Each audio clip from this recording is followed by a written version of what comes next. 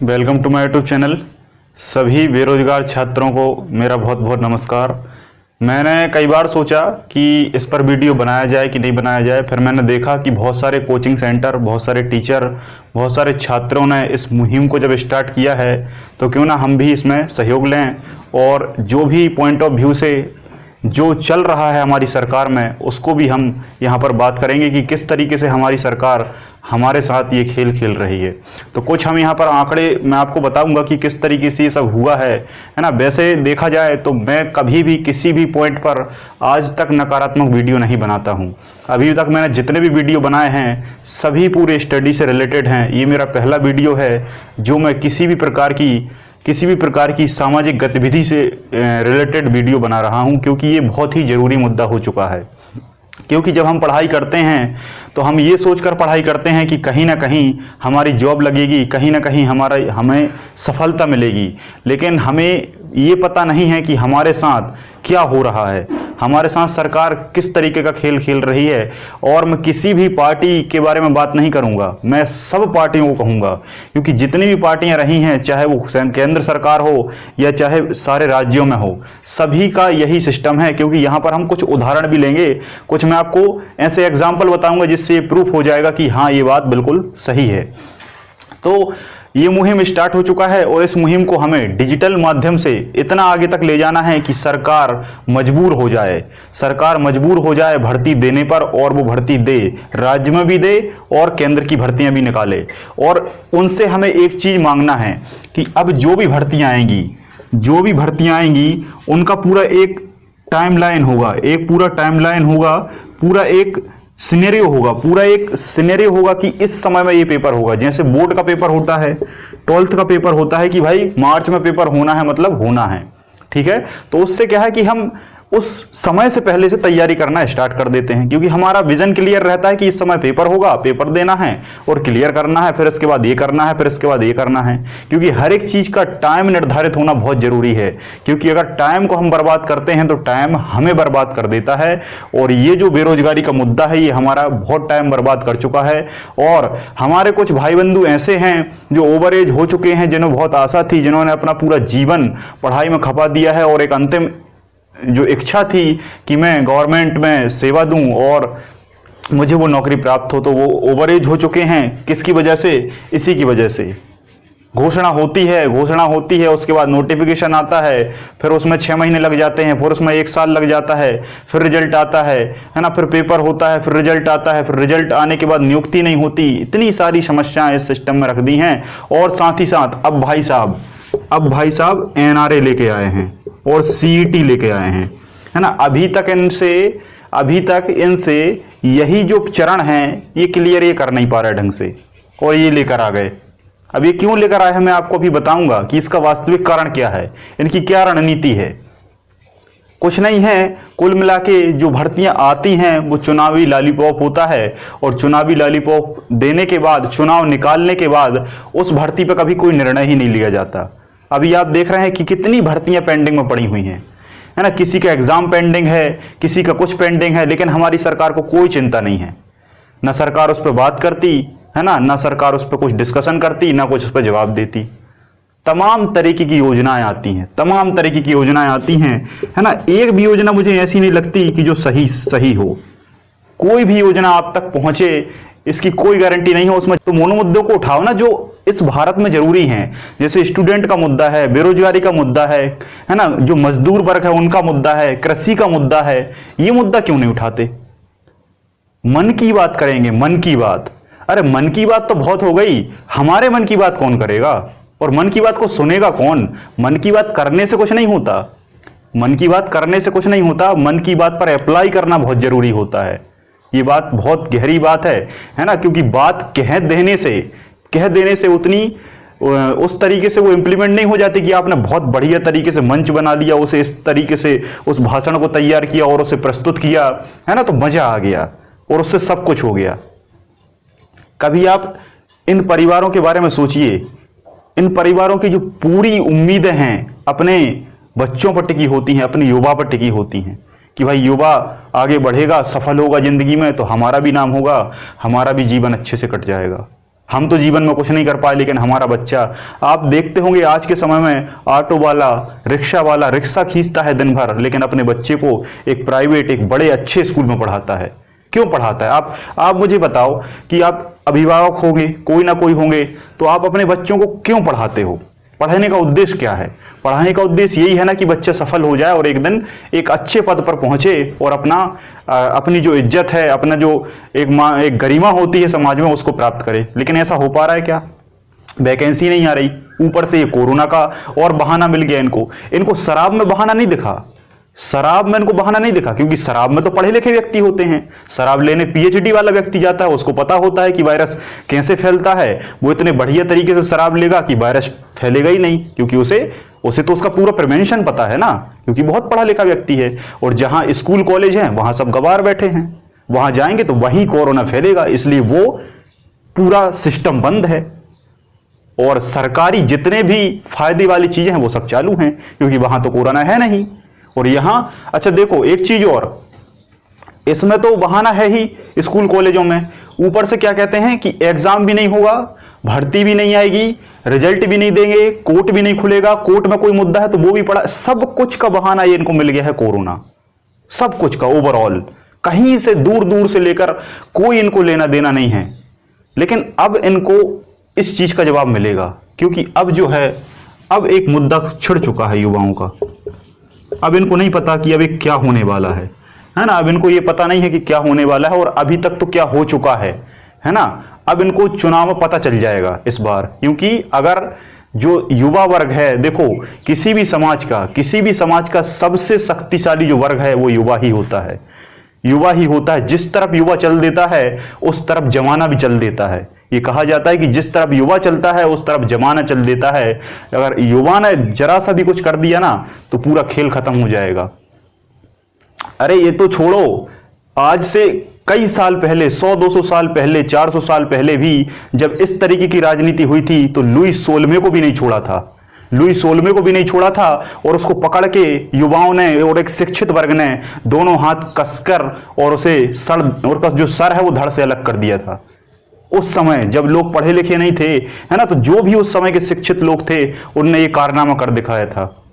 तो आज तो बहुत बड़ा समय आ चुका है, आज तो टेक्नोलॉजी का समय है, डिजिटल समय है, और युवा को सब कुछ पता है, सब कुछ पता है ना। अगर ये इस मुद्दे पे बात करें तो मैं जानूं किसी भी प्रकार का इनका जो कैग है वो भी कैग भी आ जाए, है ना। इनका जो सॉलिसिटर जनरल है, जो इनका एडवोकेट जनरल है, जितने भी इनके सपोर्ट वाले व्यक्ति हैं वो सब आ जाएं और इस मुद्दे पे बहस करें और मुझे बताएं कि इसमें कितना इन्होंने अभी तक इन्वेस्टमेंट किया है, कितना इनने अभी तक आगे इसको बढ़ाया है। कुछ नहीं किया।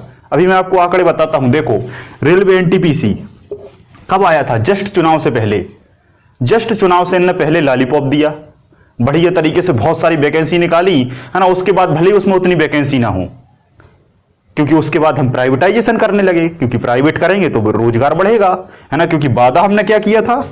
वादा हमने किया था कि 1 साल में हम 2 करोड़ रोजगार देंगे। 1 साल में हम कितना रोजगार देंगे? 2 करोड़।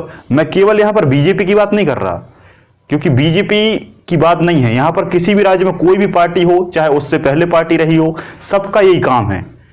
जो भी पार्टियां हैं या तो वो धार्मिक मुद्दा बनाती हैं, या वो जातिगत मुद्दा बनाती हैं, या आरक्षण का मुद्दा बनाती हैं, है ना, और इस पर चुनाव निकाल लेती हैं।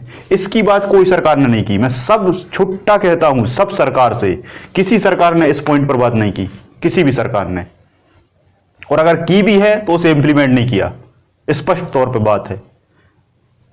और इस बात का मैं अभी प्रमाण दूंगा, अभी मैं आपको प्रमाण दूंगा, और बहुत सारी वैकेंसी का मैं डाटा बताऊंगा कि कहां कहां किस किस सरकार ने क्या क्या घपला किया। कोई सरकार बाकी नहीं है, सभी ने किया है।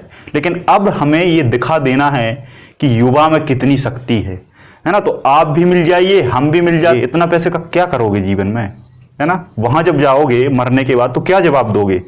क्या किया है तुमने जीवन में, है ना, कि बस खाने का काम किया है।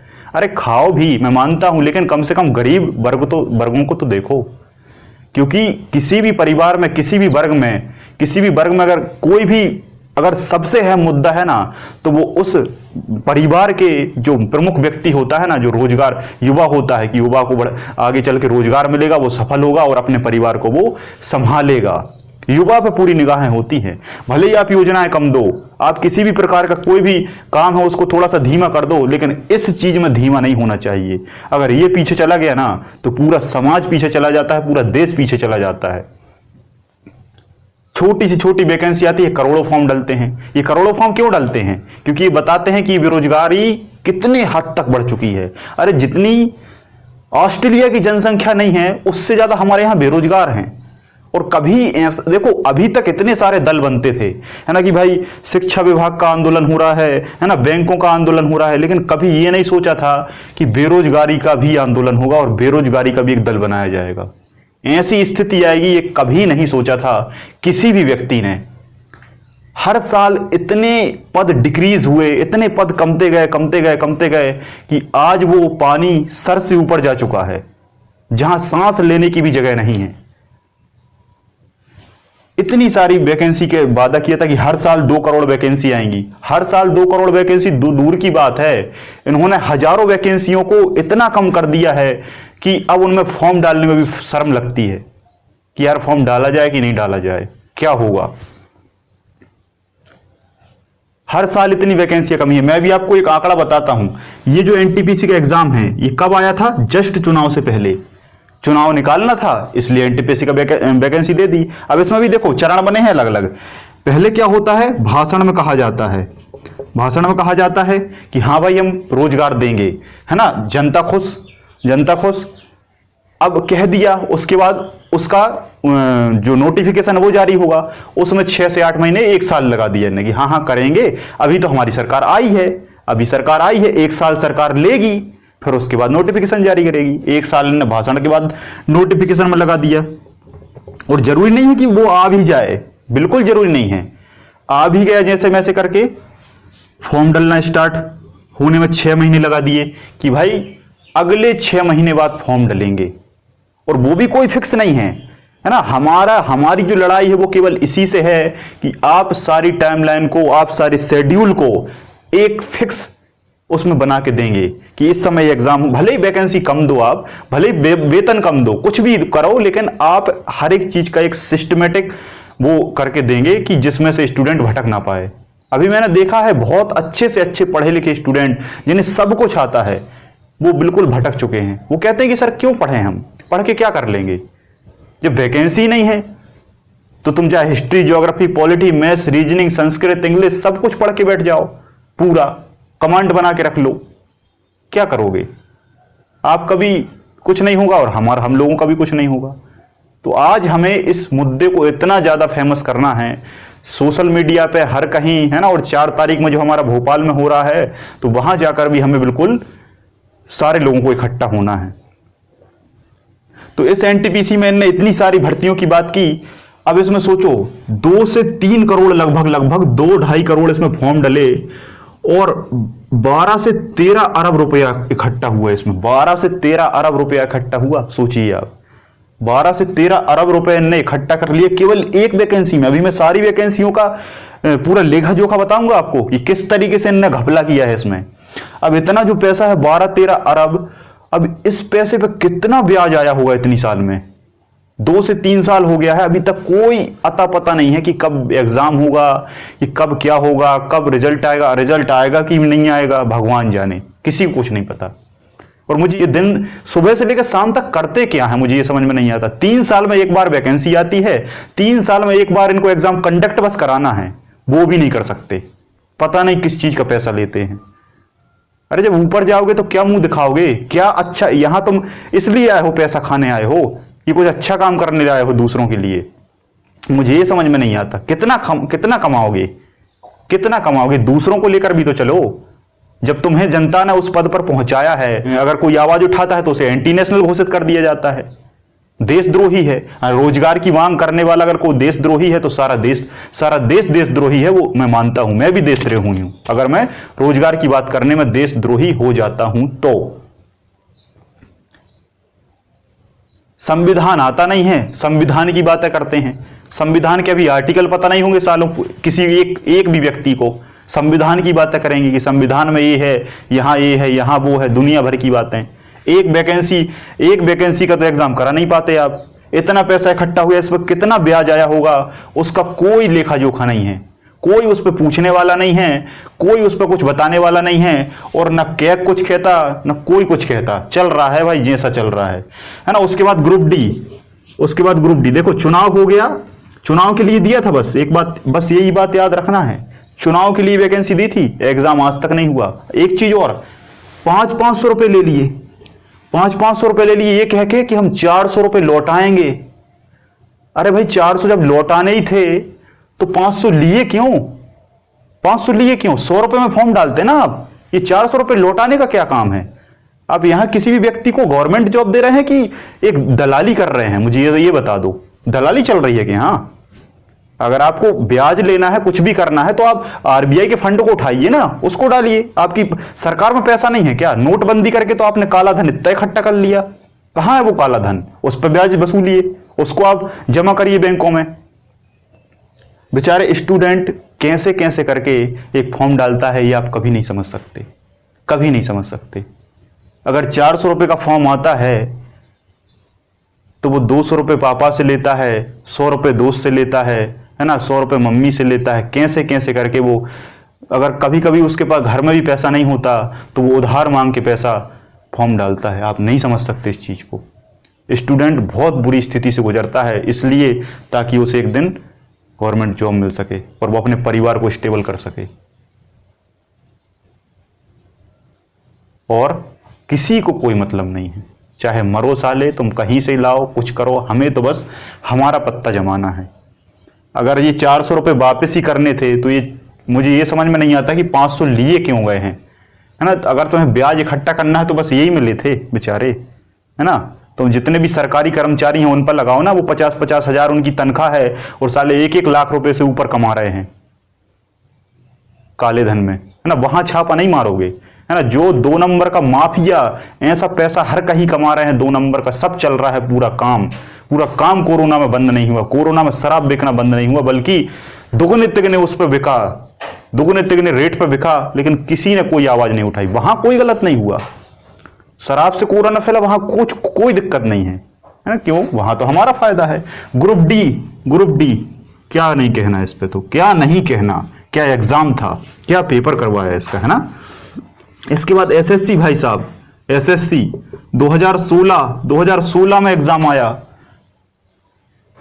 बड़ी मुश्किल तो एग्जाम देते हैं, है ना? अभी इसमें भी घोटाला हो गया था, अभी आपको पता हो तो एसएससी में, है ना? राकेश यादव सर ने इस पर मुद्दा उठाया है ना? और बहुत बढ़िया किया उन्होंने, है ना? क्योंकि ये जो बोर्ड है वो इतनी गर्त में जा चुका है कि मैं इस पर तो कुछ कहना ही नहीं चाहूंगा, कुछ नहीं कहना चाहूंगा। पता नहीं क्या करता है, किसको सिलेक्शन देता है, क्या होता है बोर्ड में, है ना? कैसे इसके मेंबर हैं, समझ में नहीं आता। मुझे तो ऐसा लगता है कि अपने जितने भी नाते रिश्तेदार हैं उन्हीं को पकड़ते हैं और सभी जगह बिठा देते हैं कि भाई करो अपने जैसा, आपको जैसा सही लगे, है ना? क्योंकि यूपीएससी में ऐसा क्यों नहीं होता, मुझे ये समझ में नहीं आता। यूपीएससी में ऐसा नहीं होता, कभी पेपर लीक हो जाएगा इसमें, है ना? कभी उसका स्क्रीन, अब देखो बच्चों से कहते हैं कि पेन मत लाओ, जूते उतारो, ये करो वो करो, घड़ी अंदर, अरे एक स्टूडेंट साधारण घड़ी पहन के अंदर नहीं जा सकता, उसमें भी उनको नकल हो जाती है। लेकिन उसके बाद जो एग्जाम का पेपर बाहर आ जाता है उसमें किसी की जिम्मेदारी नहीं है। एक स्टूडेंट को आपने पूरा नंगा करके एग्जाम के अंदर पहुंचाया है ना? और आपकी गलती है तो उसमें कोई गलती नहीं है, पेपर लीक हो गया, स्क्रीनशॉट बाहर आ गया, क्वेश्चन बाहर आ गए, उसमें कोई दिक्कत नहीं है। वहां एक्शन क्यों नहीं लिया जाता जहां जरूरी है? हर एक चीज का पेपर लीक होता है। ऐसी स्थिति है पेपर की कि मैं आपको क्या बताऊं। हाँ ठीक है, लीक होना तो दूर की बात, आप एग्जाम में क्वेश्चन गलत देते हो। अरे यहां पर किसको बिठाया है आपने जो आप 100 क्वेश्चन सही बना के नहीं दे सकते? हर एक एग्जाम में मैंने देखा अच्छे से अच्छी जो संस्था है वो 4-5 क्वेश्चन गलत, 10 क्वेश्चन गलत, साढ़े क्वेश्चन गलत। अगर क्वेश्चन सही है तो उसमें ऑप्शन सही नहीं है साला, आप 100 क्वेश्चन सही नहीं बना सकते, क्या है ये? और फिर उसी क्वेश्चन के आधार पर कहीं आप नॉर्मलाइजेशन लाएंगे, कहीं कुछ लाएंगे, जो बच्चा एलिजिबल था उसको बाहर कर देंगे, जो बाहर था वो अंदर चला जाएगा। पता नहीं क्या होता है, भगवान जाने कि ये अपने वालों को लेते हैं, क्या करते हैं, मुझे तो आज तक समझ में नहीं आया। 82 नंबर वाले व्यक्ति का सिलेक्शन, मेरे आंखों की बात है, 82 नंबर वाले व्यक्ति का सिलेक्शन नहीं हुआ और 72 वाला सिलेक्ट हो गया। क्या है ये? क्या कर रही हैं, इन पे किसको बिठाला है भाई? जैसे यूपीएससी में मेंबर होते हैं वैसे इनमें मेंबर क्यों नहीं लाते आप? मुझे ये समझ में नहीं आता। और अगर हैं तो उनको अपने हिसाब से काम करने दो, कम से कम क्वेश्चन पेपर तो सही आए। मतलब कुल मिला के कहने वाली बात मेरी ये है कि इनका पूरा सिस्टम ही भ्रष्ट हो चुका है। चाहे वो नोटिफिकेशन की बात हो, चाहे वो एग्जाम की बात हो, चाहे वो रिजल्ट की बात हो। रिजल्ट भी 2-2 साल में आएगा, रिजल्ट के बाद उसके पहले पेपर का कोई अता पता नहीं। पेपर भी इनका कोई फिक्स नहीं होता। पेपर हो ही गया तो कहीं पेपर लीक हो जाएगा, दोबारा कराएंगे, कहीं कुछ हो जाएगा, है ना। उसके बाद ज्वाइनिंग तो बिल्कुल भाई साहब मिलेगी ही नहीं आपको। ज्वाइनिंग तो आप भूल ही जाओ। बस आपने पैसा दे दिया फॉर्म डाल के, फुर्सत। ज्वाइनिंग नहीं देंगे हम। और ज्वाइनिंग देंगे तो उसमें वेटिंग में कुछ बेचारे जो रहते हैं जिनकी आशाएं लगी रहती हैं, वेटिंग वालों को तो कभी देते ही नहीं है, पद खाली चले जाएं। हाँ, एक चीज और बताना मैं भूल गया। अभी मैं मतलब बहुत समय से पढ़ा रहा हूं, बहुत समय हो गया मुझे, तो बच्चों के मेरे पास इतने फोन आते हैं, इतने कॉल आते हैं कि सर वैकेंसी कब आएगी, सर पेपर कब होगा। अब हम उनको क्या जवाब दें, क्या जवाब दें आप बताइए। वो इतनी आशाओं से फोन करते हैं कि सर को पता होगा, सर बताएंगे। अब वो ये नहीं जानते कि हमारी सरकार कैसी है, सरकार कितनी निकम्मी है कि जो ना टीचर से उन्हें कोई मतलब है, ना कोई बच्चों से कोई मतलब है, ना रोजगार से कोई मतलब है। उन्हें तो बस जाति मुद्दा, धार्मिक मुद्दा है ना, कहीं ये मुद्दा, कहीं आरक्षण का मुद्दा। अरे आरक्षण का क्या कर लोगे? जब वैकेंसी नहीं आएगी तो अचार डालोगे क्या उसका? कुछ किसी को कोई लेना देना नहीं है, सब बस मन के मालिक हैं और सब चल रहा है।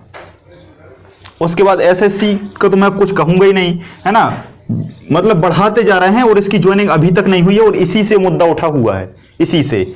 और एक बात और मैं बता दूं, जितने भी एग्जाम मैंने यहां लिखे हैं ना, सबकी वैकेंसी लगातार हर एक साल कम हुई है ना। मैं यहां आंकड़ा नहीं लिख सकता, है ना, आंकड़ा तो बहुत है, इतना है कि मैं आपको क्या बताऊं। बस मैं एक का बताता हूं, ये आईबीपीएस का मैं बताता हूं 2013 में। अब मैं यहां पार्टी का नाम नहीं लूंगा, क्योंकि पार्टी का नाम लूंगा तो वो कहेंगे कि अरे इसको उठा लो।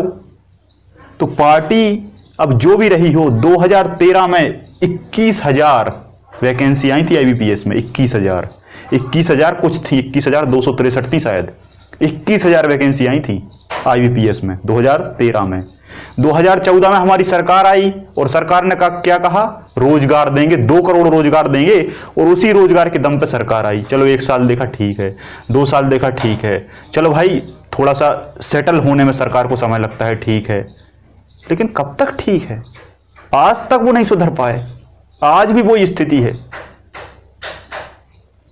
21,000 वैकेंसी आई थी 2013 में, 21,000। और अगर आपको पता हो तो 2020 में मात्र 1,112 के लगभग पोस्टें आई हैं, 1,000। अब आप अंदाज लगाओ कि 21,000 वैकेंसी से 1,000 वैकेंसी आई हैं। 1,000 कुछ हैं, 1,212 हैं, कितनी हैं? 21,000 से 1,000, कितना 21 गुना कम कर दिया आपने। जबकि आपको क्या करना था? आपको किस लिए लाए थे हम? किस लिए पार्टी बदलवाई थी भारत में? ताकि देश अच्छा हो सके। देश कुछ मत करो आप, बस इस चीज को सही कर दो, आप सही हो, क्योंकि इसी चीज से देश चलता है। अब कुछ मैं एमपी की बात करता हूं, है ना। एमपी क्या, सभी राज्यों का वही हाल है। एक कहते हैं ना, एक ही थाली के सब चट्टे बट्टे हैं। पूरे बिल्कुल सारे राज्यों की सरकार हो, चाहे कोई हो, किसी को कोई। एमपी पुलिस की भर्ती 2017 में आई थी भाई। 2017 में हर साल आती थी। कहा कि 3 महीने में फिर आने वाली है। 3 महीने में हम लोग तैयारी करने लगे, करवाने लगे सबकी। 3 साल हो गया, आज भी बैठे हैं हाथ पे हाथ धरे। और मैं बता रहा हूं आपको, 50 बार पेपर में ये न्यूज आ चुकी है कि बस आने ही वाली है। बच्चे पढ़ाई किए जा रहे हैं, उनके जूते घिस गए, चप्पल घिस गए, उनका पूरा पैसा लग गया, जो उनकी जीवन की, उनके पिताजी की जो कमाई थी वो सारा लगा दिया कि भाई चलो आज पूरा इन्वेस्टमेंट हो जाएगा। जमीन बेच दी, जो बेचारे गरीब थे, जिनके पास कम जमीन थी, उन्होंने जमीन बेच दी कि चलो बच्चा पढ़ जाएगा तो कल जॉब लग जाएगी उसकी। लेकिन वैकेंसी नहीं। 3 महीने का कहे 3 साल कर दिया, आज भी कोई वैकेंसी नहीं है। और अभी भी पूछा गया, गृह मंत्री जी से पूछा गया तो गृह मंत्री कहते फाइल फंसी हुई है। फाइल फंसी हुई क्या है? फाइल फंसी हुई, सबसे छोटी जॉब उसकी ये स्थिति है। अब मुझे थोड़ा सा इसमें शंका हुई, तो मेरे कुछ हैं पहचान वाले जो कुछ पुलिस में भी हैं और जो कुछ अदर विभाग में भी हैं, उनसे मैंने बात की कि भाई डिपार्टमेंट की क्या स्थिति है, डिपार्टमेंट में वैकेंसी आ क्यों नहीं रही। तो उन्होंने बताया कि भाई ये तो सरकार के ऊपर है, लेकिन हम इतना बता सकते हैं कि डिपार्टमेंट में पर्याप्त पद खाली हैं। मैंने कुछ स्टूडेंटों से बात की जो ऑलरेडी तैनात हैं, कुछ पुलिस में भी हैं, कुछ दूसरे उसमें भी हैं, कहते हैं कि सब डिपार्टमेंटों में पद खाली हैं, सब में बहुत पद खाली हैं, बहुत रिटायरमेंट हो रहे हैं, क्योंकि इन्होंने घोषणा की थी 3 साल पहले और इन्होंने 62 कर दिया था, तो 62 तो पिछली साल हो गया ना ओवर एज, तो वो सारे रिटायर हो चुके हैं, लेकिन फिर भी भर्ती नहीं है। वो कह रहा था कि काम तो चलता ही रहता है, क्योंकि कम व्यक्ति रहेंगे, पैसा कम देना पड़ेगा, सैलरी कम देना पड़ेगी, इसलिए साले बेटिंग में जो आते हैं उनको नहीं लेते, भगाने का काम करते हैं जितने ज्यादा से ज्यादा कम हो सके। लेकिन अब नहीं, अब ये बहुत हो चुका। एमपीएसआई की भी वही स्थिति है ना। एमपीएसआई का मैं तो सबका कहूंगा, सबका एमपीपीएससी जैसे तैसे एग्जाम हुआ, ले दे के बहुत मुश्किल से एग्जाम हुआ, है ना, जैसे मैसे एग्जाम हुआ तो उस एग्जाम की ऐसी तैसी कर दी, पूरा कचड़ा कर दिया। जो बेचारे इतनी उम्मीदों से पढ़ रहे थे, जिनका पूरा सब कुछ क्लियर था, है ना, पेपर हो गया, उसका रिजल्ट लगभग 10 से 15 दिन में आना था, 6 महीने कर दिए, आज तक रिजल्ट नहीं आया। मुद्दा क्या फंसा दिया, आरक्षण का मुद्दा फंसा दिया। अब मुझे ये समझ में नहीं आता कि इसमें क्या छानबीन हो रही है, क्या छानबीन हो रही है। और छानबीन हो ही रही है तो तुम कर नहीं पा रहे साले 6 महीने में। 6 महीने में तो पता नहीं क्या हो जाता है, मुझे ये समझ में नहीं आता। 6 महीने, अरे 6 दिन में व्यक्ति क्या से क्या कर सकता है। 6 घंटे में व्यक्ति यूरोप पहुंच जाता है आज के समय में। 6 महीने में रिजल्ट नहीं आ पाया, पता नहीं इसका मेंस होगा कि नहीं होगा। तो कहने वाली बात यह है कि चाहे एमपीपीएससी हो, अब देखो अभी तो इन वैकेंसियों में चल रहा था, अब जो बड़े बड़े अधिकारी वाली जो रैंक वाली वैकेंसी हैं, और इसमें ये आयोग कुछ नहीं कह रहा, मुझे ये समझ में नहीं आ रहा। आयोग क्या कहेगा, आयोग पर दबाव सरकार का, नियम लाएं, स्वतंत्र करें इनको, संविधान लाएं, संविधान बनाएं, संविधान में ऐसा आर्टिकल बना दें, ऐसा संविधान संशोधन कर दें कि जितने भी संस्थाएं हैं रोजगार देने वाली, उन पर किसी प्रकार का कोई दबाव नहीं होगा। ये दबाव होता है ना, ये दबाव ही इनको कभी काम नहीं करने देता, क्योंकि यहां जो व्यक्ति बैठे होते हैं वो पढ़े लिखे व्यक्ति बैठे होते हैं, वो सही करना चाहते हैं, ये बात मैं जानता हूं। भले ही कुछ होते होंगे लेकिन फिर भी अच्छा काम करना चाहते हैं, लेकिन ये होते हैं ना सरकार इनको कुछ नहीं करने देती। ये हर डिपार्टमेंट की स्थिति बनी हुई है, हर डिपार्टमेंट की। टीचर, हाँ एक चीज और, ये एमपी टीचर की भर्ती 2011 में आई थी, 2011। अब आप अंदाज लगाइए, आज 2020 चल रहा है, 9 साल हो गए हैं, 9 साल। क्या है ये, 9 साल में कितने व्यक्ति बेरोजगार हो गए होंगे, कितनी की ओवरेज हो गई होगी। व्यक्ति कब तक इंतजार करेगा, कब तक इंतजार करेगा? क्या वो कोई दूसरा धंधा नहीं करेगा, उसकी लाइन डिस्ट्रैक्ट नहीं होगी? जैसे वैसे वर्ग 1 और 2 का एग्जाम हो गया, वैसे इन्होंने रिजल्ट की ऐसी तैसी करके रख दी। रिजल्ट नहीं देना। फिर इन टीचरों ने हंगामा किया, तब जाके इन्होंने रिजल्ट दिया। कह दिया होगा हाँ दे दो रिजल्ट तो दे दो, हमें ज्वाइनिंग तो देना ही नहीं है। जैसे वैसे रिजल्ट दिया, आज तक भाई साहब ज्वाइनिंग नहीं हुई, आज तक। वर्ग 3 का डाला, वो भी चुनावी लॉलीपॉप था 100%। चुनाव होने वाला था, वर्ग 3 का एग्जाम दे दिया, आज तक कोई अता पता नहीं है। राजस्थान की बात करें, सॉरी उत्तर प्रदेश की बात करें, आरओ वहां अटका पड़ा हुआ है, समीक्षा अधिकारी अटका पड़ा हुआ है ना। बिहार में दरोगा की स्थिति वही पड़ी हुई है, पेंडिंग पे पेंडिंग, डेट पर डेट, है ना। कोर्ट तो ठीक है, कोर्ट का बाप बन गया है ना। जैसे कोर्ट में तारीखें आती है ना, तो कोर्ट से भी बड़ी तारीखें इनकी हैं, उनकी तारीखें तो महीनों में होती हैं, इनकी सालों में पहुंच गई हैं। लेकिन अब ऐसा नहीं होगा, अब जब तक इस सिस्टम में सुधार नहीं आता, जिस सिस्टम में सुधार नहीं आता, तब तक अब इस सरकार को हम दिखा देंगे कि हम क्या हैं। क्योंकि जब शिक्षित वर्ग रोड पे आता है ना, तब क्या होता है अब हम इनको बताएंगे। अब पूरे स्टूडेंट मिलके, सारे स्टूडेंट, तैयारी अभी छोड़ दो, क्योंकि जब वैकेंसी नहीं आएगी तो हम तैयारी क्यों करेंगे, क्या मतलब है करने का। वैकेंसी आ जाएगी उसी दिन से हम दिन रात एक कर देंगे, पढ़ेंगे भी हम, ऐसी बात नहीं है। अभी तक हम क्यों नहीं आए सामने, अभी तक ये 3 साल से चल रहा है, लेकिन हम कहाँ थे, हम पढ़ रहे थे, हमारा पूरा ध्यान पढ़ाई पे था, हमारा बिल्कुल ध्यान नहीं आता इन सब चीजों पे, ना कोई टीचर कभी करना चाहता। आज तक आप आज की डेट से उठा के सारे वीडियो देख लो, कभी किसी राजनीति की बात नहीं की होगी, कभी किसी सामाजिक मुद्दे की बात नहीं की होगी, कभी जाति धर्म लिंग इन सब पर बात नहीं करता टीचर, कोई भी टीचर हो, आता है पढ़ाता है चला जाता है, किसी से मतलब नहीं होता उसको। लेकिन आज सारे टीचर खड़े हुए हैं तो बस इसी कारण, क्योंकि अब पानी सर से ऊपर जा चुका है और अब हमें कुछ करना होगा, और ऐसा करना होगा कि सारी सरकारों की आंखें खुले और वो वैकेंसी दे। लेकिन वैकेंसी ऐसे नहीं, वैकेंसी अब हमें कैसी चाहिए, टाइम टू टाइम चाहिए। एक टाइम निर्धारित होगा, जैसे टाइम निर्धारित होता है 12th का, 9th का, 11th का, हर एक क्लास का, कि भाई मार्च में एग्जाम होगा मतलब होगा, भले 1 मार्च की जगह 2 मार्च हो या 3 मार्च हो, मार्च में हो जाएगा। दूसरी क्लासों का अप्रैल में हो जाएगा और दूसरा सत्र स्टार्ट हो जाएगा, वैसे ही यहां होगा। अब आप पूरे साल का टाइम देंगे कि भाई इस महीने में इस एग्जाम का वो होगा, इस महीने में इस एग्जाम का पेपर होगा, इसमें इसका होगा, इसमें इसका होगा मतलब होगा, भले ही वैकेंसी कम हो ज्यादा हो कुछ भी हो, लेकिन आप एक फिक्स टाइम बना के देंगे जिससे स्टूडेंट भटके ना। आप कुछ भी करिए, भले ही आप 40,000 सैलरी देते थे, आप 40 की जगह 30,000 दीजिए, 32,000 दीजिए, आप पैसा कम कर दीजिए, क्योंकि कुछ ना मिलने से अच्छा है कुछ थोड़ा बहुत भी मिले और व्यक्ति का जीवन स्थायित्व हो जाए। तो आप सभी लोगों से बस यही गुजारिश है कि पहली चीज तो भर्ती दो, और भर्ती के साथ साथ हमें एक चीज की और मांग करनी है, जो शायद अभी बहुत सारे लोगों का इस पर ध्यान नहीं जा रहा है, क्योंकि मैं ये मानता हूं कि हम लोग सभी आंदोलन करेंगे। ये क्या करेंगे, एक भर्ती हल्के से रिलीज कर देंगे। क्या करेंगे, हल्के से रिलीज कर देंगे, है ना। ये जो हमारा जो आंदोलन है ये दब जाएगा।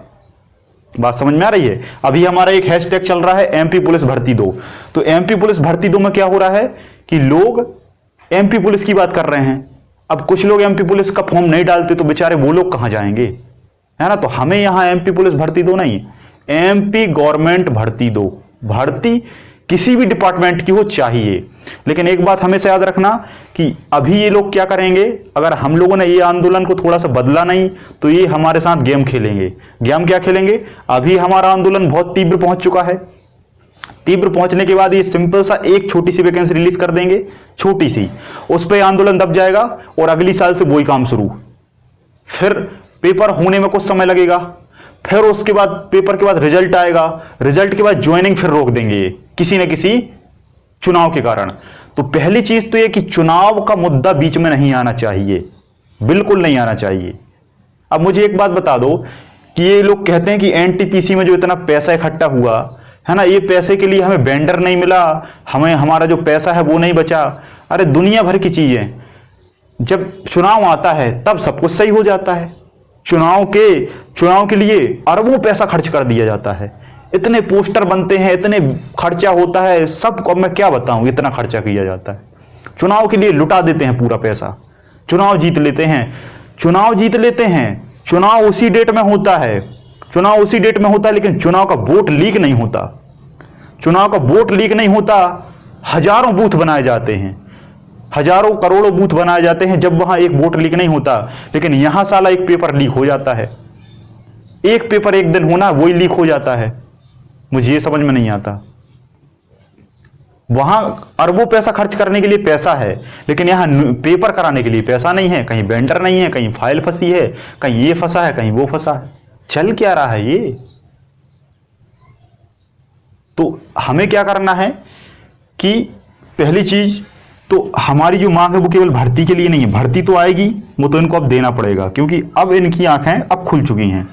अब वो होगा जो इन्होंने आज तक ना देखा है ना सुना है ना। अब भर्ती तो अब आएगी, लेकिन भर्ती के साथ साथ हमें एक मांग और करनी है जिस पे किसी का ध्यान नहीं जा रहा। हमें एक शेड्यूल चाहिए जिसके आधार पर हम तैयारी कर सकें। शेड्यूल चाहिए 1 साल का फिक्स, जिसमें ना कोई ऊंच हो ना कोई नीच हो, जिससे क्या होगा, बच्चे को बिल्कुल फिक्स पता रहेगा कि हमने 12th की है, इतना समय है, ये पेपर है, निकला तो ठीक, नहीं निकला तो हम अपना काम करेंगे। फिक्स रहना चाहिए, उससे बहुत समय बचता है। मैं आपको कैसे समझाऊं मैं आपको, बहुत समय का किसी व्यक्ति की जिंदगी बच जाती है। जिंदगी, जो आप जिंदगी ऐसे एसी वाले कमरे में सो रहे हो ना अभी कोरोना के माहौल में, ऐसी लाखों जिंदगी बर्बाद हो चुकी हैं। तुम कह रहे हो ना 2 करोड़ रोजगार, 2 करोड़ रोजगार देना तो छोड़ो, 2 करोड़ रोजगार जा चुका है आज की डेट में।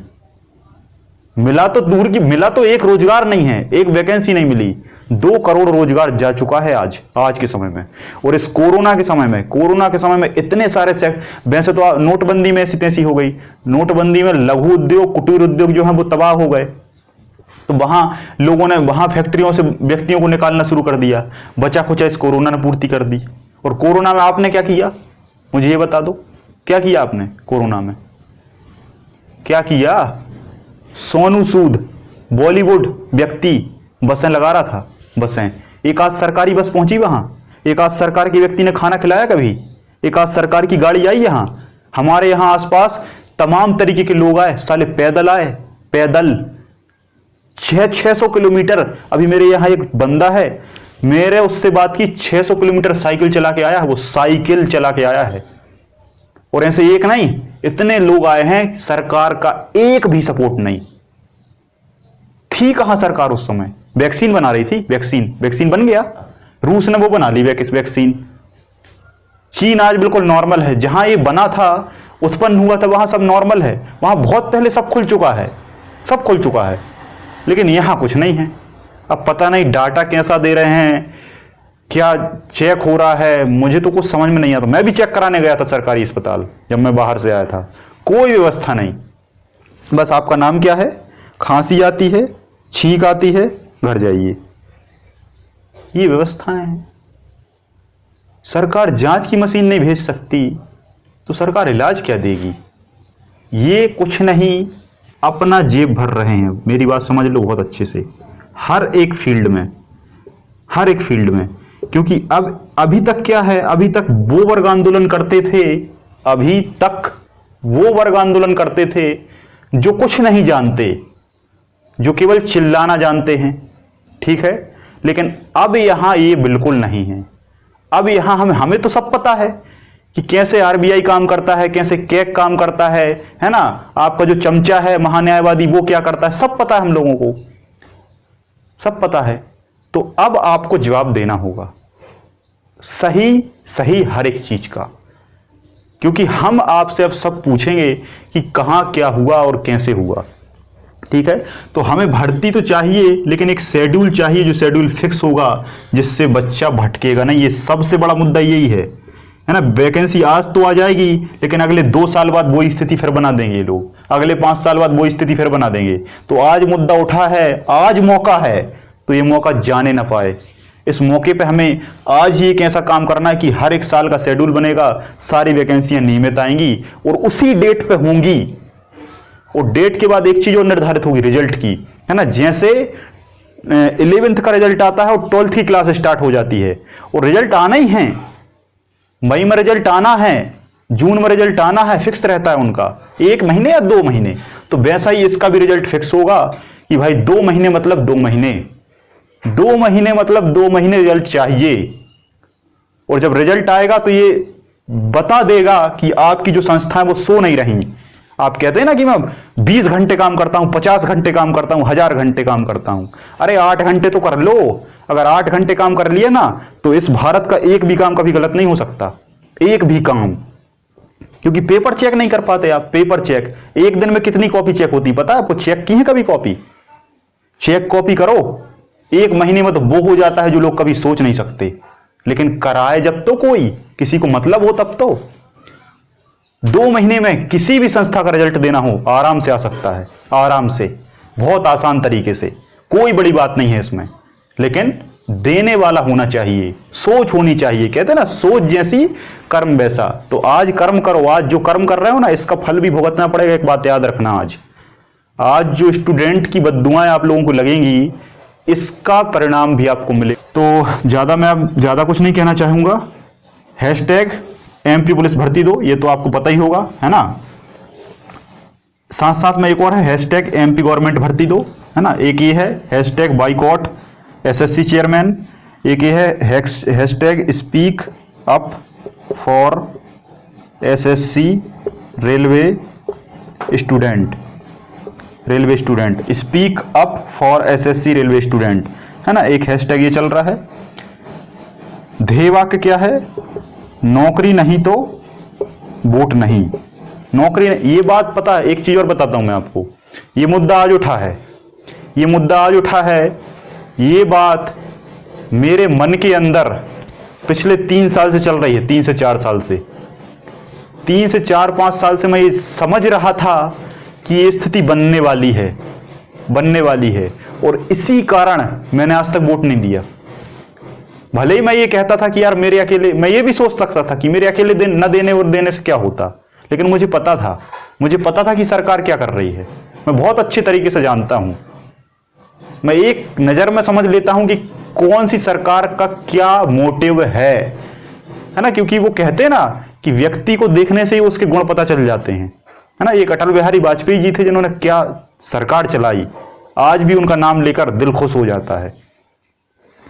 तो मैं तभी से मैं वोट नहीं देता। अब कुछ लोग कहें कि यार तुम पढ़े लिखे हो, वोट क्यों नहीं देते? हमें पता है ना कि क्यों नहीं देते हम, क्योंकि ये क्या करते हैं। तो मैं कहता था कि भले ही मैंने एक दिन अकेले का वोट नहीं दिया, लेकिन एक दिन वो दिन जरूर आएगा जिस दिन सारा युवा साथ होगा, सारा शिक्षित वर्ग साथ होगा। और एक बात याद रखना, एक जो शिक्षित व्यक्ति है ना, वो एक नहीं होता, वो 10 को ले जाता है, 50 को ले जाता है, क्योंकि उसमें पूरे समाज को बदलने की शक्ति होती है। घर में एक अनपढ़ व्यक्ति है तो वो केवल अपना काम करेगा, लेकिन एक शिक्षित वर्ग है, शिक्षित व्यक्ति है तो वो सभी को लेके चलता है। आस पड़ोस गांव में अगर एक शिक्षित व्यक्ति है तो सारा गांव उसी से पूछता है कि क्या करना है, क्या नहीं करना, क्या सही है, क्या सही नहीं है। तो आज जो आपके 8 से 10 लाख डिसलाइक हो चुके हैं ना, इस 8 से 10 लाख डिसलाइक को 10 लाख डिसलाइक ना समझें, ये तूफान मचा देगा, भौकाल ला देगा, ये पूरी ऐसी कर देगा राजनीति की। इस बात को ध्यान रखिए। इस बात के साथ हम विराम लेते हैं और आप सभी से हाथ जोड़ के विनती करते हैं कि इस मुहिम को इतना चलाइए कि सरकार खुद कहे कि आपकी मांगे बताओ। और हम तो ये कहेंगे कि सरकार को उठा के फेंको, सरकार को उठा के बाहर फेंको और एक हमारी सरकार बनाओ, अलग से सरकार बनाओ, क्योंकि ये सरकार आज सुनेगी, कल इसकी फिर वही आदत होगी। क्योंकि कहते ना कि कुत्ते की जो पूंछ है, उसे नली में साला 20 साल भी डाल के रखोगे ना तो वो टेढ़ी निकलेगी। क्योंकि जो व्यक्ति शिक्षित होता है ना, वही शिक्षा का महत्व समझता है। कहते ना हीरे की परख जौहरी को ही होती है। आम व्यक्ति हीरा तो पत्थर के समान दिखाई देता है उसको। तो आज आंदोलन और वोटों की वजह ये कर देंगे भले ही, लेकिन आगे चल के फिर वही होने वाला है। या तो ये कोई ऐसा कुछ करके दें या कुछ ऐसा करें, नहीं तो ये हमें ही आगे बढ़ना पड़ेगा। ठीक है, तो आई होप आपको सब कुछ समझ में आ गया होगा। ठीक है, तो ज़्यादा से ज़्यादा मैं आप सभी से दरख्वास्त करूंगा। मैं एक चीज़ और कहूँगा आप लोगों से कि ट्विटर पर तो हमें ये करना है, जो लोग एडिटर हों, जो लोग क्रिएटर हों, है ना, जो लोग कुछ भी छोटा मोटा कर सकते हैं, पेकार्ट वगैरह से कुछ भी बना सकते हैं, है ना, तो पेकार्ट से बना दें। नहीं बना सकते तो ये हैशटैग लगाकर ट्विटर पर आप करिए, है ना। फेसबुक पर आप कुछ भी बनाकर अपलोड कर सकते हैं। कहीं भी आपको बस एक ही चीज़ दिखना चाहिए, बेरोजगारी महाआंदोलन, हर जगह।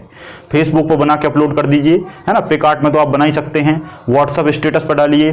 ठीक है, और मैं आपसे एक गुजारिश करूंगा कि जिस तरीके से आप डेली स्टेटस डालते हैं, जिस तरीके से आप डेली फेसबुक व्हाट्सएप पर स्टेटस डालते हैं, अब हमें कुछ समय के लिए यही चीज़ को लाना है। केवल और केवल हर जगह स्टेटस में बस यही दिखना चाहिए। और एक चीज़ और, जैसे यूट्यूब पे हम कुछ भी बना के डाल देते हैं, तो अब हमें यूट्यूब पे बस एक ही चीज़ बना के डालनी है। थोड़ा छोटा सा वीडियो बनाइए, क्लिप बनाइए, स्टेटस बनाइए, उसमें आपका वीडियो रिकॉर्ड कीजिए। वीडियो आप सामने नहीं आ सकते तो आप ऑडियो रिकॉर्ड कीजिए, है ना। छोटा सा, कुछ नहीं तो बस इतना कह दो कि बेरोजगारी महाआंदोलन, इसके लिए सभी लोग साथ दें और आगे बढ़ें। बस इतना कह दो, ज़्यादा कुछ नहीं। भले ही वो 5 सेकंड का वीडियो हो, 10 सेकंड का वीडियो, मैं आप सभी से गुजारिश करूंगा कि अपना सपोर्ट जरूर दें। भले ही आप 1 सेकंड का सपोर्ट दें, भले ही आप 1 सेकंड का सपोर्ट दें, लेकिन आप सपोर्ट जरूर दें, कहीं पर भी दें, कैसे भी करके दें, लेकिन दें। इससे आप ही नहीं बल्कि आपकी आने वाली जो जनरेशन है, आपके जो बच्चे हैं, है ना, आपका जो परिवार है, आपका जो पड़ोस है, आपका जो समाज है, वो सुधरेगा। और जब सुधरेगा तो जो आसपास के, देखो इससे एक ही नहीं बल्कि बहुत सारे लोग, व्यक्ति फायदेमंद होंगे। क्योंकि जब एक पढ़ा लिखा व्यक्ति पोस्ट पर पहुंचता है ना, तो वो सभी चीज़ों को समझता है। कृषि जो किसान हैं, जो मजदूर हैं, अभी उनकी वेतन नहीं मिल पाता, अभी उनको पैसा नहीं मिल पाता, अभी उनको भत्ता नहीं मिल पाता, फंसा रहता है। क्योंकि ऐसे व्यक्ति बैठे हैं वहाँ, वो बस खाते ही जा रहे हैं, खाते ही जा रहे हैं, खाते ही जा रहे हैं। अभी हमारे यहाँ एक उस पर छापा पड़ गया है, इतना पैसा उसने खा लिया कि उसके ऊपर छापा पड़ गया है। अब उस पर जांच चल रही है, जांच चल रही है। अब आज जांच चल रही है, लेकिन वो 10-15 साल में पता नहीं क्या से क्या कर गया, और विकास 15 साल में कितना पीछे हो गया उस गांव का, ये कोई नहीं समझ सकता, केवल शिक्षित व्यक्ति के अलावा। तो आप सभी से हाथ जोड़ के विनती है कि इस मुहिम को आगे बढ़ाइए, है ना। ज़्यादा मैं कुछ नहीं कहूँगा, और इसके साथ मैं अपनी वाणी को विराम दूंगा। सभी लोगों को जय हिंद, जय भारत।